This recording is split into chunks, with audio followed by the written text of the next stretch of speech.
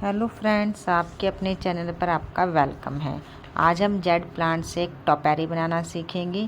टोपेरी बनाना बिल्कुल ही आसान है और जेड प्लांट की तो बिल्कुल ही, क्योंकि जेड प्लांट की जो स्टेम है उसको आप किसी भी शेप में उसको आसानी से दे सकते हैं। ये देखिए, मेरे पास एक बड़ा सा जेड प्लांट का बुश है और इसकी जो स्टेम है बहुत लंबी लंबी हुई हैं और मेरे ख्याल से ये 10 साल पुराना जेड प्लांट है। और इसकी स्टेम है जो मैंने कटिंग नहीं की, इसको एक थोड़ा सा बुशी आकार दे रखे हैं। तो मैं इसकी लंबी लंबी टहनियों को काट कर एक गोलाकार आपको टोपेरी बनाना दिखाऊंगी।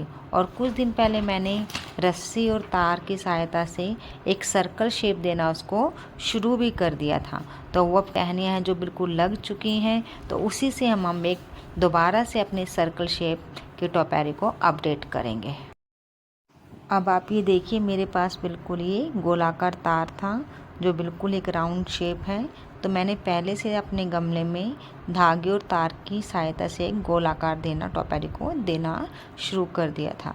अभी बिल्कुल मैं जो ये तार गोलाकार है इसको किसी स्टिक की सहायता से बांधकर बिल्कुल ही इस गमले में लगा दूंगी, तो बिल्कुल ही एक सर्कल और गोलाकार टोपेरी बनना शुरू हो जाएगा। अब आप देखिए, मैंने उसकी जो स्पॉट थी स्टिक को हटा दिया है।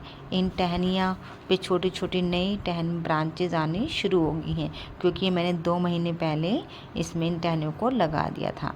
अब हम इस गोलाकार को एक डंडी की सहायता से बांध देंगे और उसके गमले के बिल्कुल बीच में इस तरह से लगा देंगे।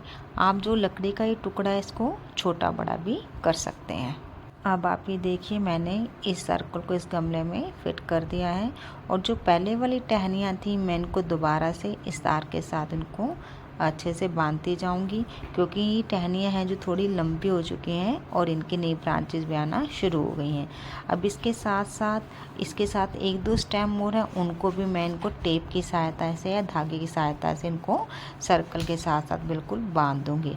अब हमने जो बड़े पौधे से और लंबी लंबी टहनियाँ ली थी उनको भी हम इकट्ठा करके एक गुच्छ बना लेंगे, क्योंकि जो लंबी टहनियाँ हैं हम इसके पास में थोड़ा सा और अच्छे से उसको लगा देंगे। अब आप ये देखिए, मैंने ये लंबी लंबी टहनियों को टेप की सहायता से जोड़ लिया है। इनकी टहनियाँ जो काफ़ी लंबी हैं, 10 से 12 इंच की हैं, और इनको जोड़ने के बाद मैं उसी गमले में जहाँ पे हमने पहले से और स्टेम लगी हुई हैं, अब इसके साथ साथ हम इन स्टेम को भी इसमें अच्छे से लगा देंगे। और इस बात का ध्यान रखें, जब आप इस स्टेम को लगा रहे हैं मिट्टी में आपका भरपूर खाद और थोड़ा गीलापन हो, क्योंकि गर्मी का मौसम है, कहीं ना कहीं टहनियाँ सूख जाएंगी। तो आप जैसे जैसे आपने जो ये बंडल करके इनके बना लिया है टहनियाँ, तो आप एक 1 बाय 1 गमले में उसके चारों तरफ से उसको लगाते जाइए। और ये बात का ध्यान रखें, जब आप इसको लगाने के बाद थोड़ा धागे से इनको स्पॉट देके सर्कल के आसपास उसको आप बांध भी दीजिए, जिससे कि उस स्टेम को थोड़ा सा सहारा मिला रहेगा और वो जल्दी से ग्रो हो जाएगी। जेड प्लांट को लगाना घर में बहुत ही शुभ माना जाता है।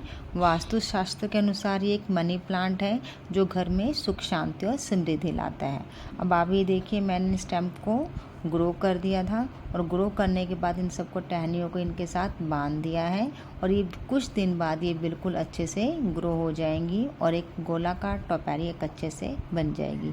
इसके साथ साथ आपके जो छोटे छोटे पार्ट्स हैं जेड प्लांट के, उनके आप जो नीचे गमले में स्पेस खाली है वहाँ पे ग्रो कर दीजिए और उनको ज़्यादा आप लंबा नहीं बढ़ने दीजिए, क्योंकि उसको सिर्फ हमें इतना ही लगाना है कि जैसे कि ऊपर की पूरी मिट्टी कवर हो जाए।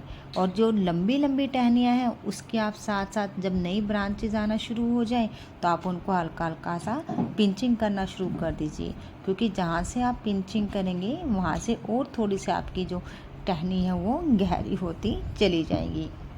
इसके साथ साथ यदि आपके पास कोई और छोटे से प्लांट हैं जैसे मदर ऑफ थाउजेंड या आपको ऐसे भी छोटे छोटे बेबी प्लांट हैं, आप इसके ऊपर वो स्प्रिंकल कर दीजिए, जिससे कि जो नीचे का आपका मिट्टी वाला एरिया वो सारा अच्छे से कवर हो जाएगा और ऊपर से हमारा बिल्कुल जो राउंड शेप की टोपेरी हो बड़े सुंदर से लगेगी।